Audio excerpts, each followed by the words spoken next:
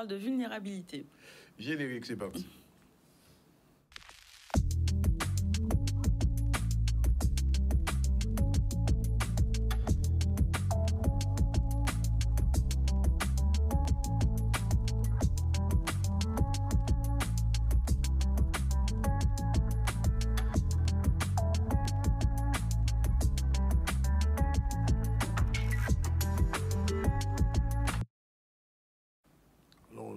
Vulnérabilité ou la vulnérabilité? La vulnérabilité. Oui, de voir la vulnérabilité comme une force et non une faiblesse.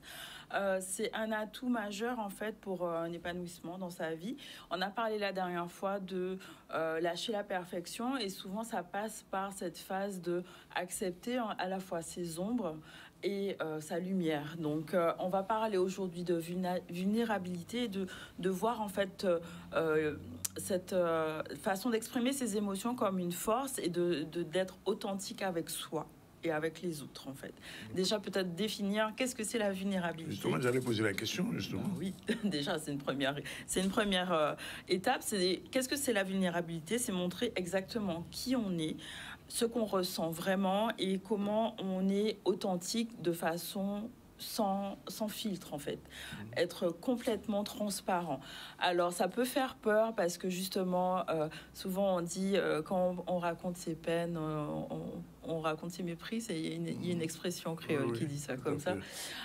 Et en fait, souvent, on se cache, on se masque derrière des faux semblants, derrière...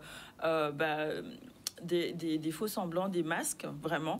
Et on va pas montrer exactement comment on se ressent à l'intérieur, si on est triste, si on se sent fragile, parce que c'est une forme de faiblesse, en fait. Tout simplement, c'est exprimé comme ça par la société.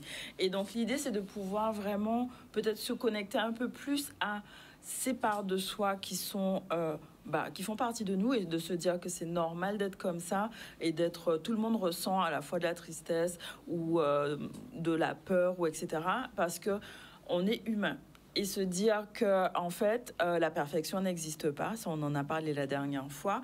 C'est très important. Ça permet aussi de se connecter l'un avec l'autre parce que je suis pas invulnérable, je suis pas un super-héros. Voilà.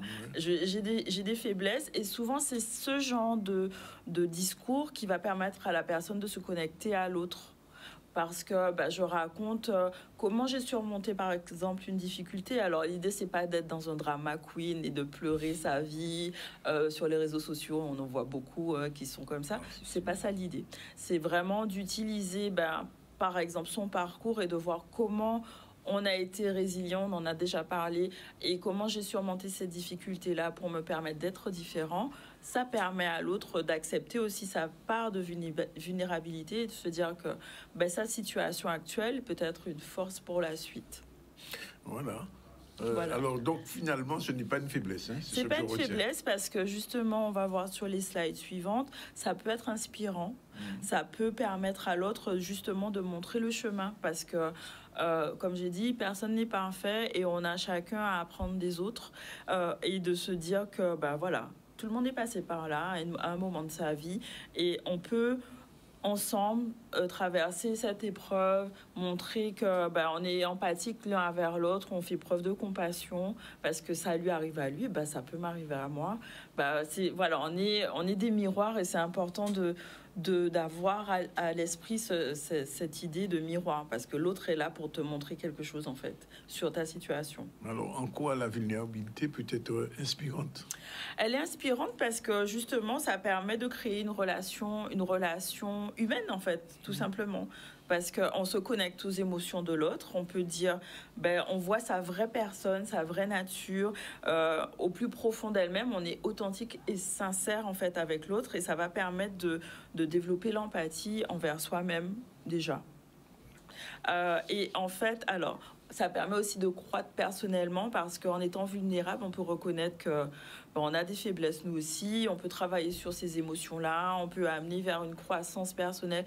Je travaille sur moi, donc ça fait que du coup, dans mon environnement, ça va modifier mon environnement et les choses vont bouger de toute façon vers plus d'épanouissement, je vais me sentir plus confiante, je vais être capable d'exprimer qui je suis, ma vérité, mes besoins, mes limites. Ça, c'est hyper important de pouvoir justement avoir ce socle qui va me permettre d'être complètement moi-même et assumer qui je suis en fait. Il y a quand même une limite entre la vulnérabilité et la faiblesse.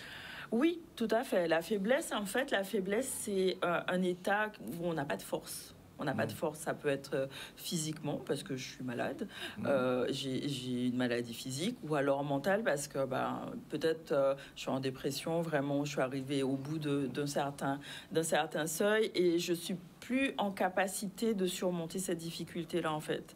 Donc ça c'est une faiblesse, mais ça ne veut pas dire qu'on est forcément vulnérable, qui est un autre état où je vais me mettre plus en protection parce que j'ai pas envie que la personne voie que je suis comme ça. C'est un petit peu différent, c'est une toute petite nuance, mais ça veut pas dire que si je suis faible, je suis vulnérable. C'est peut-être la faiblesse, ça peut être un état passager. La vulnérabilité, c'est un état d'être qu'on accepte en fait, c'est ça en fait.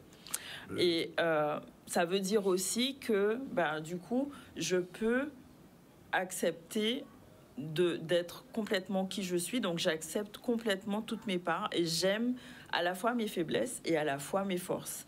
Et c'est vraiment la base de l'estime de soi et de l'amour de soi, en fait. Parce que j'accepte, en fait, d'être en paix avec toutes ces parties de moi, je peux accepter mes défauts et les valoriser aussi. Et vraiment? Vraiment. Vraiment. Non, mais enfin, parce que on peut penser que personne n'est invincible, mais tout le monde peut avoir un moment de vulnérabilité, on peut remonter la pente. Exactement, mais c'est surtout de pouvoir l'exprimer en fait, de se sentir dans un environnement sécurisant pour pouvoir exprimer qui on est et donc pas vouloir être absolument une personne parfaite ou un super boss quoi. Voilà, un super boss, et de dire que cette situation là elle me challenge et voilà, ça me fait sentir de telle façon, etc., etc. On peut être amené à vraiment exprimer qui on est et c'est ce que j'invite vraiment à faire, par exemple avec l'exercice qui va être sur le slide suivant, c'est de trouver les moments où on a ressenti peut-être un sentiment de ne pas être à sa pleine puissance, soit par stress, par peur, par angoisse, enfin de voir un événement où on s'est senti pas bien, on a eu envie de cacher en fait l'émotion qui était derrière et de chercher du coup quelle peur était derrière ce sentiment, de se savoir, est-ce que c'était une réalité, est-ce que c'était factuellement, est-ce qu'on peut se baser sur des faits pour dire que cette émotion-là avait raison d'être ou pas, et est-ce que je vais me comporter de cette façon-là si une personne montre ce type d'émotion. Voilà. Est-ce que si cette personne-là, elle est stressée en situation, par exemple, professionnelle, est-ce que moi, je m'autorise, moi, à l'être pour comprendre comment la personne peut se sentir déjà. Et est-ce que je peux anticiper cette émotion-là et comment je peux quelle stratégie je peux mettre en place pour surmonter cette émotion. Voilà. Ça peut être un exercice intéressant à voir et pour pouvoir vraiment apprendre à mieux se connaître et mieux comprendre l'autre et accepter que la vulnérabilité, c'est un vrai acte de courage d'exprimer qui on est dans sa pleine potentialité, en fait, on va dire. Exercice à faire par tout le monde? Pardon? Exercice à faire par tout le monde? Si ils veulent, c'est une proposition, suggestion. Bien. Voilà, c'est fini pour voilà, c'est bon pour aujourd'hui. En tout cas, merci pour la chronique. On retrouve Imane tout de suite dans le retour dans l'actu. À tout de suite.